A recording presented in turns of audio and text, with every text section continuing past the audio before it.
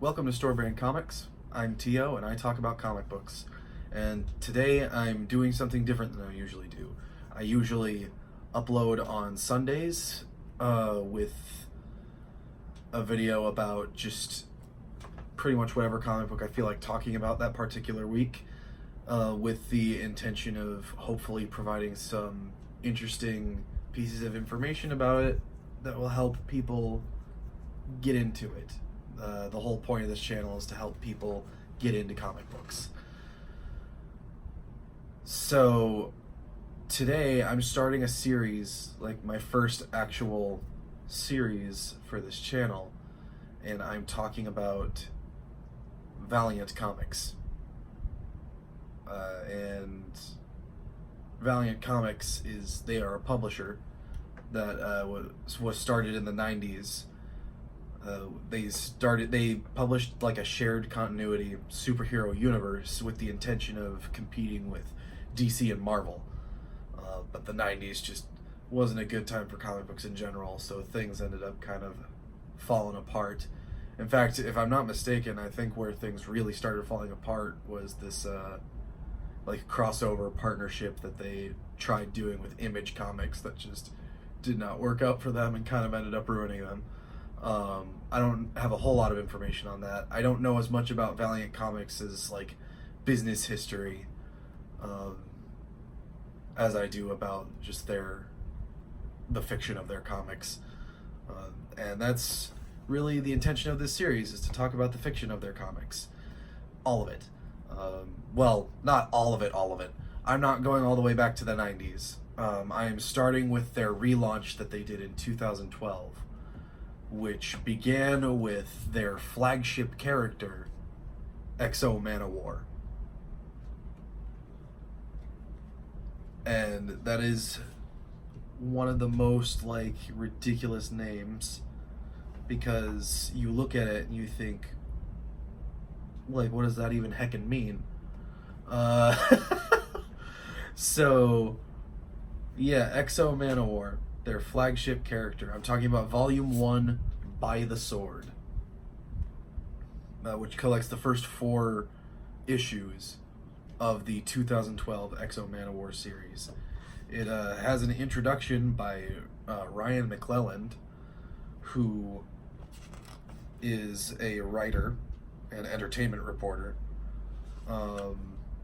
And the book itself is written by Robert Venditti, with the art penciled by Carrie Nord, inked by Stefano Giaudiano, I want to say that's how it's pronounced, colored by Moose Bowman, lettered by Dave Lanfear, with cover art on, there are 4 main covers in here. It's got cover art by Esad Ribic, who I love Esad Ribic's art. I'll get into that later. I hope this is pronounced. Jelena Kevik-Djurjevic did 2 of the covers, and Doug Braithwaite did the 4th cover. And there's also an art gallery in the back with art by Stefano Giaudiano, Trevor Hairsine, Ian Hannon, Jelena Kevik-Djurjevic, Don Kramer, Arturo Lozzi, and Carrie Nord. There's a lot of credits, but I like to be thorough when talking about the creative teams of the people who make these things. Because one thing that I really want to really get through when talking about these comic books is, I want to make sure people know that, like, just about none of these books are like a singular one person's vision. It takes a whole team, the writer, all of the artists, and editors as well, to realize, the vision of a comic book story. So that's for anyone who may have watched more than one of these videos and might wonder why I read the full credits. It's because I like to, make sure people know, like, this is a group effort. No comic book is a singular person's like one true vision, unless, you know, that person is like, I guess, sort of an auteur who likes a lot of control over their comics. But I know very few writers or artists who, or I know of very few writers or artists who strive for that level of absolute control over a comic book. But yeah, so Valiant Comics X-O Manowar, By the Sword. First 4 issues.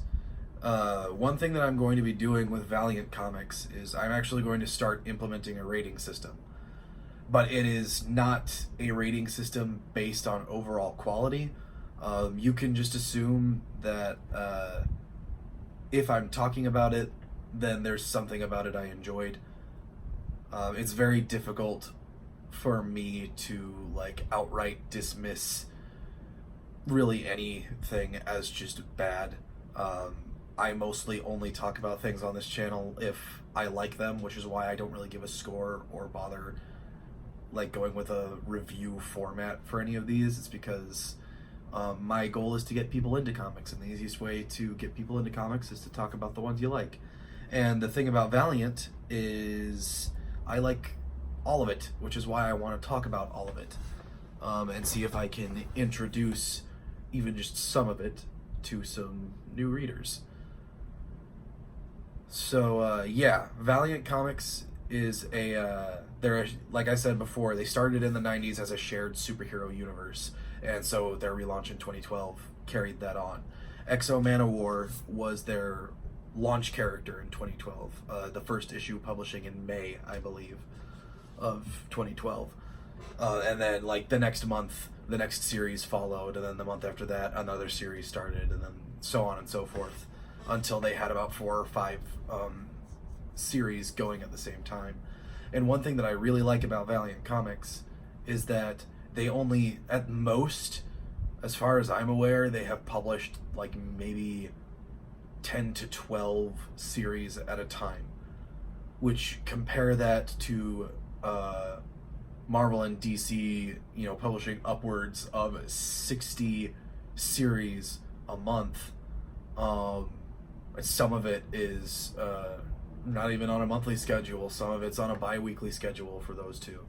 So it's a crazy amount of content to take in, and it makes it hard to get the full context of it all. Because one thing that I think DC has kind of learned their lesson from after the whole New 52 thing, because back in 2011, DC also did a relaunch and they called it the New 52, where they published 52 books at a time, every month. And if one series was canceled, they had another one lined up to replace it so that they could maintain the theme, basically. That's a lot of books, and they tried to keep the continuity like very close together, like tie these books into each other a lot more, do a lot more crossovers, which for DC's characters doesn't always work very well, because DC is kind of a hodgepodge of characters that they acquired over the course of decades, and not all of them instantly fit well together. They've found a way to make the large universe work, but a lot of characters don't really work when they're on the same page together. A lot of them need a certain number of degrees of separation from other characters. Like, it's weird to see Superman in a Swamp Thing comic. I just find that odd. But yeah, so DC in recent years seems to have learned their lesson from that, and while all the solo stuff is very much its own thing, and then they have big crossovers that tell a shared story. And then looking at Marvel, they've done the opposite. All of Marvel's solo stuff is basically in service to the greater universe. You can't even go 3 issues without having, in any given solo series from Marvel, without having another superhero or a villain who is typically associated with a different hero guest star in an issue. It's just really hard to like see now. Like, even just reading Deadpool comics, it's like it is impossible to like go 3 issues without some superhero teaming up with Deadpool at some point. Which is understandable. Deadpool's a fun character to write other characters with. Like, he's a very popular team-up character, as is Spider-Man. But it's just one of those things where it's like, every once in a while, you just want one character and you just want to read their story. Which, like I said, DC's gotten better at doing that. Marvel only keeps doubling down on the everybody is a supporting character for everybody else motif that acts as the connective tissue between their titles and their shared universe. So you may be wondering, how does Valiant do it then? If that's the way DC and Marvel handle their shared universe, how does Valiant do it? Well, starting here with X-O Manowar, there is no hint at a larger universe outside this character and his conflict for this entire first volume. But at the same time, the conflict in this entire first volume is astonishingly simple compared to your usual superhero setup. Because I guess this is where I get into the plot of the book now. So the plot of X-O Manowar, it starts in the year 402 AD. That's only 402 years after Jesus was born. It starts in Rome, or near Rome, around Rome. Rome is involved, and the main character is named Aric of Dacia. Dacia being his birthplace, but not where he lives. He comes from a nomadic nation known as the Visigoths, which was a real culture that actually existed in the real world.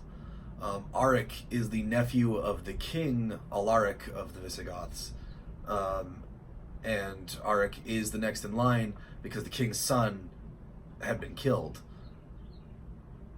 So Aric is a prince because his cousin is dead. So he was trained for war basically his entire life, because the Visigoths, I believe, made a deal with Rome where they would fight for Rome as soldiers in exchange for a home, basically, because the Huns chased them out of their home. But then the Romans basically went back on their deal and started attacking the Visigoths, I guess.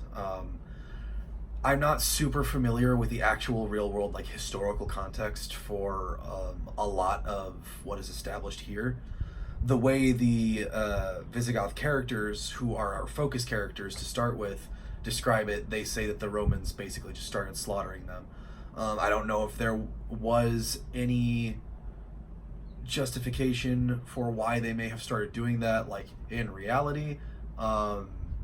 But it works as the, to establish conflict for this comic book.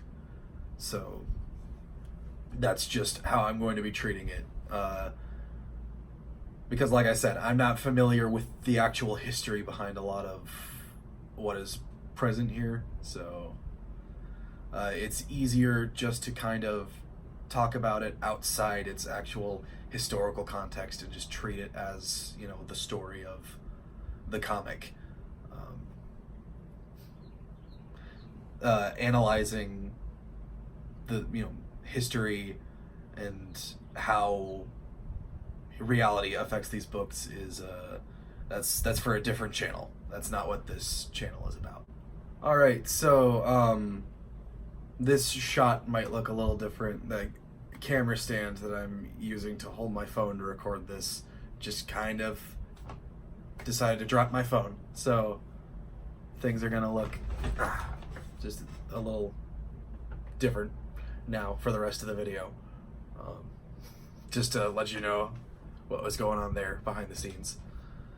So anyway, not really gonna touch a whole lot on the history other than what I have touched on so far. So yeah, the Visigoths are being slaughtered by the Romans. They're, fighting for their lives. At this point, it's like they've really got no home to go to. So this is effectively, any battle they fight at this point is effectively a suicide run. So they may as well go down swinging, I guess, is the mentality behind a lot of them. Aric, the main character, he rushes into the battle. He fights. He kills a lot of Roman soldiers. His dad gets mortally wounded in the fight. So he, picks his dad up and takes him back to their home camp, where his dad just kind of dies, believing, there's no hope for the Visigoths, and this is basically their extinction.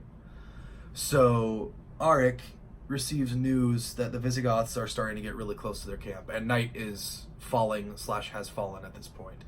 So Aric receives news that that Romans are getting really close to the Visigoth camp.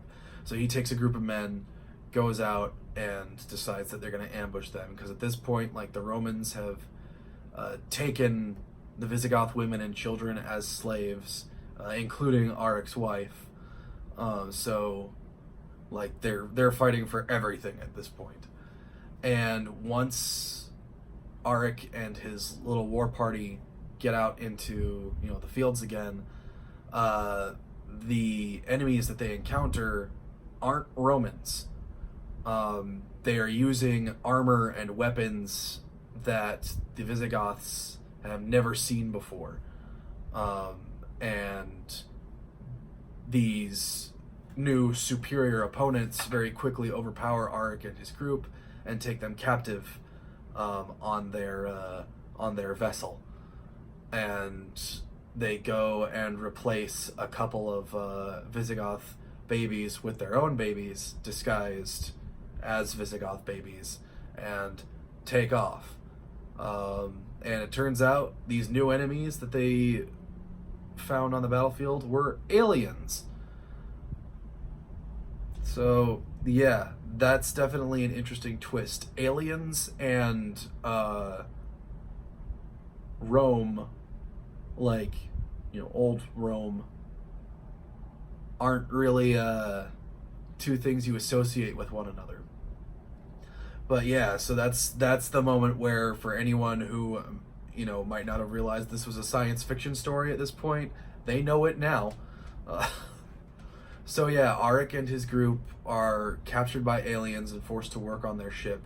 They even go as far as cutting off Aric's left hand to prove a point, we are the superior ones here and you're going to work for us.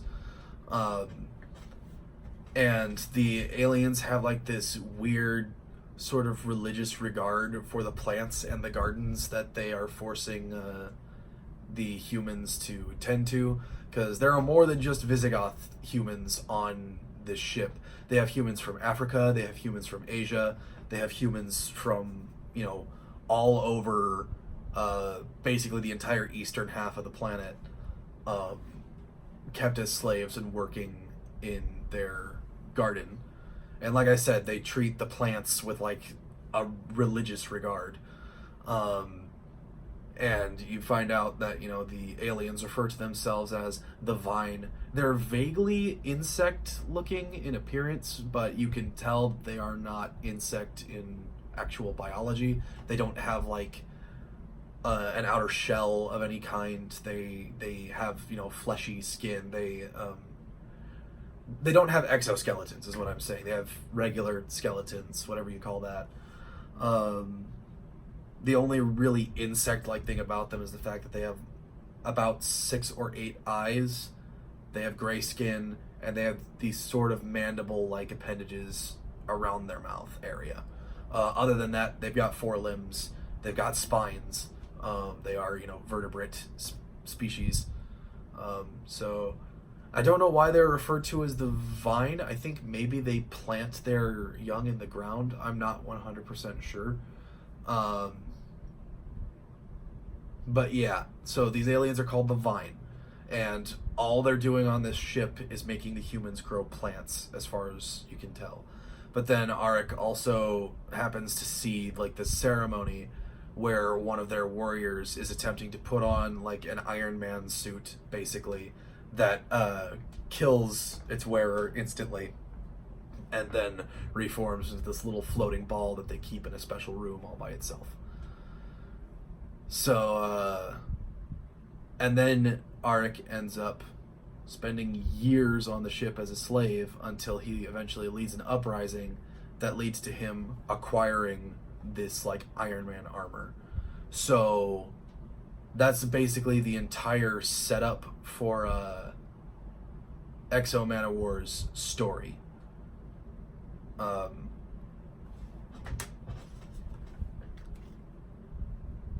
So the entire like idea, I guess, what ends up happening eventually is he does make his way back to Earth, but it's in the modern day. So he really like has no actual home to come back to. So something that I noticed, you know, as a result of all these different plot elements built up, is this character is kind of like what would happen basically if Thor, Captain America, and Iron Man were all the same dude. Because he's, you know, got that proud warrior race in him like Thor. He's a man out of time like Captain America, and he's got a powerful suit of armor like Iron Man.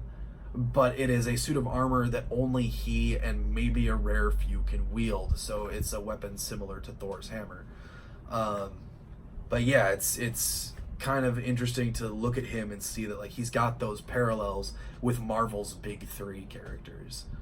And then altogether, you could consider X-O Manowar effectively the Valiant Universe's Superman equivalent, because he is, compared to the average human, just about that powerful as long as he's got that armor on top of the fact that he's got some savage instincts when it comes to survival, as well as an entire life's worth of combat training, and maybe primitive combat with swords and spears and shields and such, but it's still combat training, which is more than the average non-military human has. And now you've given this semi-primitive, take-no-prisoners warrior man one of the most powerful high-tech weapons in the universe, and set him loose in a world he doesn't understand. And I love it. One thing I think Valiant Comics is really good at doing is portraying what I call the un-superhero, or just the unhero, where the main characters absolutely qualify as superheroes. You can call them superheroes, but almost none of them do it out of a pure sense of altruism. Like, you look at Superman. Superman is Superman because he values life and he wants to protect people. He does it purely because he was raised right and he views life as this precious thing. All life. You look at Batman, and he does it because there's, you know, this deep-rooted trauma from his childhood that he wants to prevent others from experiencing, and the only way he can think to do that is to fight crime as harshly as he possibly can without killing anyone. Like, that's the typical superhero setup. Spider-Man does it because he believes that his power gives him a responsibility to protect those weaker than himself. He essentially believes that his powers don't belong to him, they belong to the people he's protecting. That's Spider-Man's whole thing, is the responsibility. So, well, how does Valiant handle its character motivations?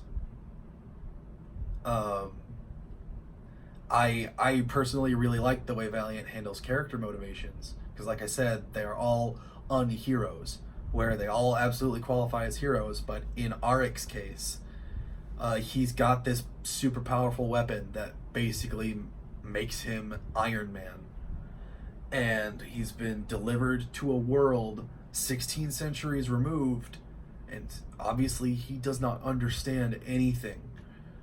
He's still in the 5th century mindset. 5th?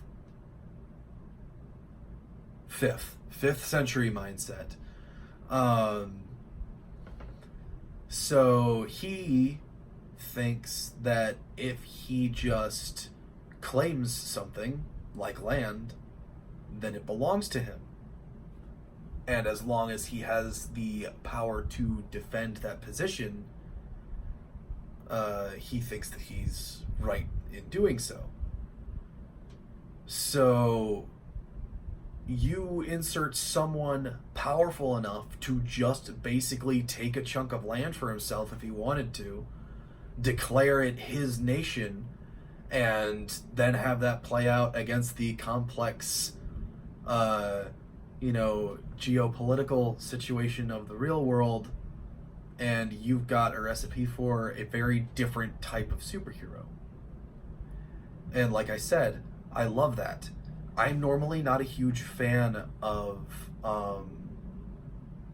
rigorously applied realism in especially superhero fiction.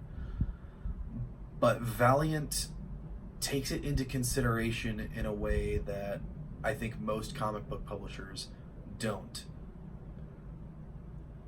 Because none of these characters do what they do with the specific intention of defending the innocent just because they have the power to do so. Aric does what he does because he is a man without a home, and he's just he's searching for a place to just be. He fights endlessly for the sake of not having to fight anymore. He just wants a place to sit and rest. And other Valiant characters have similar motivations that I will get into in their own individual videos. Something I've noticed is kind of a common thread with most of Valiant's characters is most of them have the simple motivation of, I'm doing this right now so that I don't have to do it later. I'm doing this with the intention of being able to end it. Like Aric, as I said before, like he fights his wars so that he can rest later. And a lot of this is thematic stuff that comes down the pike later in the series. I'm kind of, I guess, getting ahead of myself by saying this, but I'm saying this because I really want to sell you on reading especially X-O Manowar. So my accessibility rating for X-O Manowar as a series, as well as Aric as a character, are both 10 out of 10. I'm going to be rating each individual volume based on accessibility on a 1 to 10 scale. And I'm also going to be rating each volume based on how easy it is to start reading it for that particular character on a 1 to 10 scale. Because, this being a superhero universe, there are going to be crossovers. There are going to be other heroes popping up. So I'm going to be rating volumes where other heroes pop up for, those heroes as well. So, but like I said, I'm getting ahead of myself with all that. So yeah, X-O Manowar by the Sword. Really, really strong start to a really, really good series and a really, really good character to get yourself invested in. X-O Manowar is probably one of my favorite non-Marvel superhero series that I've read. Because if you can't tell, I really like Marvel comics. I grew up with Spider-Man and the Fantastic Four and the X-Men as my major superheroes. I picked up Batman and Superman when I was a teenager.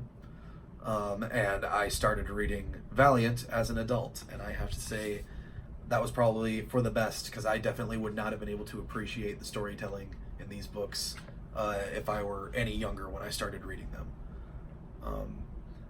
It is adult without being dirty. It's violent graphically violent at sometimes. But that's just kind of the nature of the character that the story's about. Another thing that I will say Valiant is really good at is figuring out which characters, or I guess their writers, I should say, are good at figuring out which characters need what in their stories. And just the nature of X-O Manowar as a character necessitates a somewhat gratuitous level of violence. So yeah, that's the first video for Valiant Wednesday. I'm not actually going to be calling it that. I'm not making that a thing. So yeah, X-O Manowar by the Sword, introduction by Ryan McClelland, and the story written by Robert Venditti, art penciled by Carrie Nord, inked by Stefano Giaudiano. I seriously hope that's how that's pronounced. Moose Bauman. Oh, colored by Moose Bauman. Lettered by Dave Lanfear. With cover art by Asad Ribic, Yelena Kevik-Djurjevic, and Doug Braithwaite. With additional art by Stefano Giaudiano, Trevor Hairsine, Ian Hannon, Yelena Kevik-Djurjevic, Don Kramer, Arturo Lozzi, which again, I hope that's how that's pronounced too. It's Lozzi, so I hope it's Lozzi. And Carrie Nord. Oh, there are editor credits in here too. Assistant editor, Josh Johns. Associate editor, Jody LaHoupe for the 2nd through 4th issues, and editor, Warren Simons. Cool beans, there are editor credits in here. Oh, and I believe, yeah, there's also a credit for this piece of art right here on the front, the cover art. Collection cover art by David Aha. That's cool. I guess that makes sense. I haven't seen this art on literally anything else X-O Manowar related. I've only seen it for the cover, so it makes sense that... But yeah, cool. I really dig that. I dig how complete the credits are for this book. So yeah, I'm going to expect the credit sections for these Valiant videos to be a little longer than usual, because the credit sections are just really complete.